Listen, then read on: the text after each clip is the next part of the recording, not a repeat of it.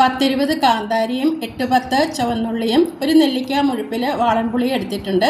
ഇത് മിക്സിയുടെ ഇതുപോലെ ചെറിയൊരു ജാർ എടുത്തിട്ട് അതിലേക്ക് ഇതെല്ലാം ഇട്ട് കൊടുക്കാം. നമുക്ക് വാളൻപുള്ളിക്ക് പകരം നല്ല പുളിയുള്ള തൈര് വേണമെങ്കിലും എടുക്കാം. തൈരാണ് ഇഷ്ടമെങ്കിൽ തൈര് എടുത്താൽ മതി. ഞാനിപ്പോൾ പുളിയാണ് എടുത്തിട്ടുള്ളത്. ഇനി ഇതിലേക്ക് ആവശ്യത്തിനുള്ള ഉപ്പും കൂടി ചേർത്ത് കൊടുക്കാം. ഇനി തിളപ്പിച്ചാറിയ വെള്ളം കൂടി ഒഴിച്ചു കൊടുത്ത ശേഷം ഇത് നന്നായിട്ടൊന്ന് അരച്ചെടുക്കാം. ഞാനിത് അരയ്ക്കുന്നതിനായിട്ട് എടുത്തിട്ടുള്ളത് കുക്കുവെല്ലിൻ്റെ ബുള്ളറ്റ് മിക്സറാണ്. നല്ല സൗകര്യമാണ് നമുക്ക് ഈ മിക്സി ഉപയോഗിക്കാനായിട്ട്. ഇതുപോലെ ഒരു ചെറിയ ജാറുണ്ട്, ആ ജാറിൽ വെച്ചിട്ടാണ് ഞാൻ ചെയ്യുന്നത്. ഈ ജാറിൽ വെച്ചിട്ട് നമുക്ക് മല്ലിയും മുളകും കുരുമുളകൊക്കെ പൊടിക്കാനും വളരെ നല്ലതാണ്.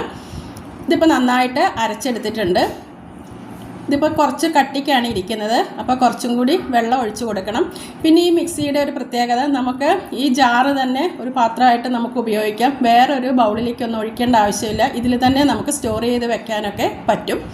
ഞാൻ ഇതിലേക്ക് കുറച്ചും കൂടി തിളപ്പിച്ചാറിയ വെള്ളം ഒഴിച്ചു കൊടുക്കുന്നുണ്ട്. എന്നിട്ട് നന്നായിട്ടൊന്ന് ഇളക്കിയ ശേഷം ഇനി ഇതിലേക്ക് പച്ചവെളിച്ചെണ്ണയാണ് ചേർക്കുന്നത്. ഈ സമയത്ത് ഉപ്പൊക്കെ കുറവാണെങ്കിൽ ഉപ്പൊക്കെ ഇട്ട് കൊടുക്കുക. വെളിച്ചെണ്ണയും കൂടി ഒഴിച്ച് വീണ്ടും നന്നായിട്ടൊന്ന് ഇളക്കി യോജിപ്പിച്ച് കൊടുക്കുക. ഇതിപ്പോൾ ഞാൻ മധുരക്കിഴങ്ങിൻ്റെ കൂടെ കഴിക്കാനാണ് ഇതുണ്ടാക്കിയിരിക്കുന്നത്. കപ്പ പുഴുങ്ങിയത്, ചേമ്പ് പുഴുങ്ങിയത്, ഇതിൻ്റെ കൂടെയൊക്കെ കൂട്ടാൻ പറ്റിയ നല്ലൊരു ചമ്മന്തിയാണ്.